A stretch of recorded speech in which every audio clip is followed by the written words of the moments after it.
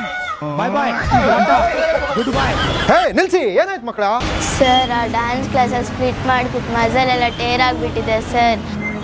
ಭಗವಂತನೇ ಕಾಪಾಡುವ ಸರ್ 3 ದಿವಸ ನಡೆಯೋಕ್ಕೆ ಆಗಿಲ್ಲ ಸರ್. ಬೇಡವೇ ಬೇಡ ಸರ್. ನಾನು ಇವತ್ತು ಒಂದು ಹೇಳ್ತೀನಿ, ನಿಮ್ದು ಯಾವುದೇ ಸ್ಪೋರ್ಟ್ಸಲ್ಲಾಗಲಿ, ಡಾನ್ಸ್ ಕ್ಲಾಸಲ್ಲಾಗಲಿ, ಇನ್ನು ಯಾವುದೇ ಕ್ಲಾಸಲ್ಲಾಗಲಿ ಈ ಥರ ಸ್ಪ್ಲಿಟ್ ಮಾಡ್ತಾ ಇದ್ರೆ ಅದು ರೆಡ್ ಫ್ಲ್ಯಾಗು. ಯಾವತ್ತೂ ಅಂಥ ಕ್ಲಾಸಿಗೆ ಸೇರಬೇಡಿ. ಇದು ನಿಮ್ಮ ಆರೋಗ್ಯಕ್ಕೆ ಒಳ್ಳೇದಲ್ಲ.